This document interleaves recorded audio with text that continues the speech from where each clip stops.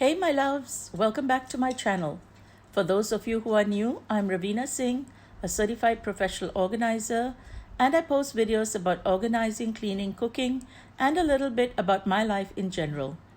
As some of you know, I was away all of last week, and I had cleaned out my refrigerator completely before I left.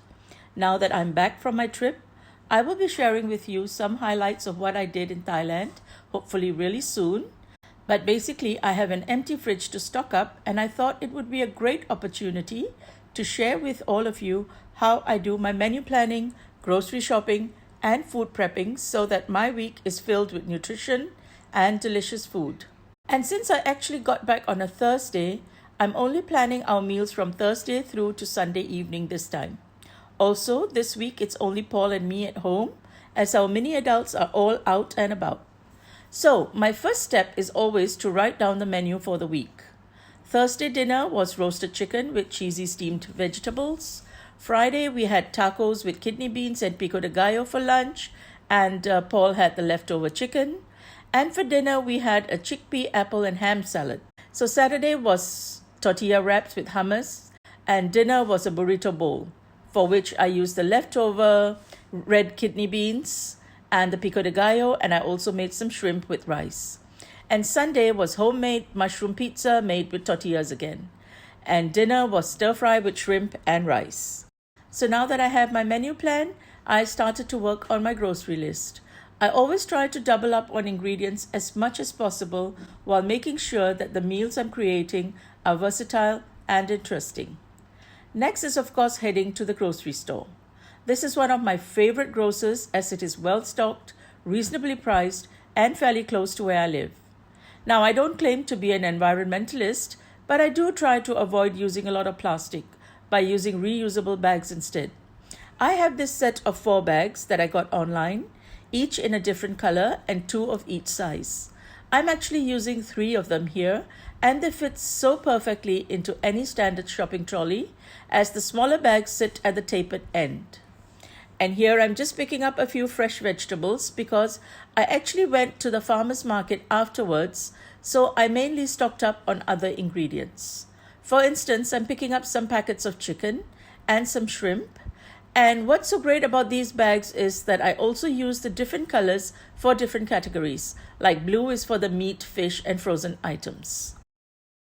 I'm picking up a couple of cans of chickpeas to make some hummus this week, along with an amazing packet of finishing sauce to go with our steamed vegetables.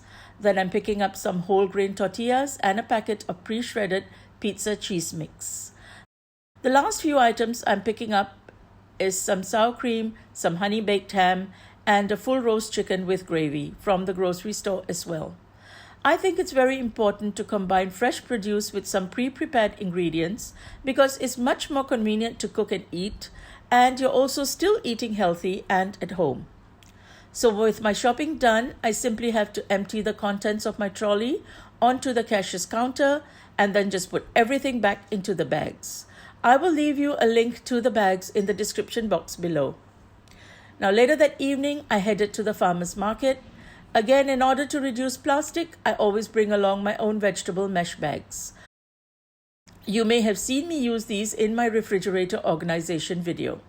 I also take the opportunity to buy fresh vegetables for my parents' house as well, so not everything I'm buying here is for myself for this week. Now first I'm going to go for the lovely tomatoes I see and picking some juicy red ones for my pico de gallo.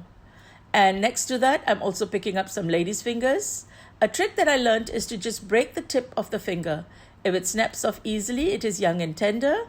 And if it doesn't, don't buy it because it's overripe and it's going to be fibrous and tough even after cooking. I do have cucumbers on my list and chilies, red and green. And these chilies are actually more flavorful than actually spicy. Next, I also pick up some herbs. Look at this glorious coriander. I wish you could smell the delicious aroma that I'm getting. And I'm taking just half a bunch of it, along with a small bunch of spring onions as well. Then I'm also getting a red and a yellow pepper, some cauliflower for my mom, a large bunch of asparagus, and some bok choy as well. Some eggplant or brinjal as some may call it. Now eggplant should feel a little squishy for the perfect ripe. And lastly, some Chinese cabbage for my stir fry. I don't buy a lot of any one thing as I come to this market every week to stock up on fresh veggies. And when I'm back home, it's super convenient to just put the mesh bags directly into my fridge. No plastic, no fuss. I decided to do my food prep the next morning as it had been a pretty long day by then. So with my menu plan close by, I began chopping all my vegetables for the next few days. I started with the carrots, which I peeled together, but then cut in different ways to go better with the different dishes I'll be cooking. And then I stored them separately. I did some discs, matchsticks, and cubes. And next, I cut my cauliflower into florets, followed by the broccoli, making sure that I put all the scraps in a large glass bowl. Whenever I meal prep, I make sure to save the scraps and freeze them until I have enough to make some homemade vegetable broth. If you want to see more of my food prep hacks, be sure to leave me a comment below. Now after that, I went ahead and prepped the cucumbers. One tip for cucumbers is to chop off the end bits and score the cut end. Then rub them together. This will remove any bitterness from the cucumber.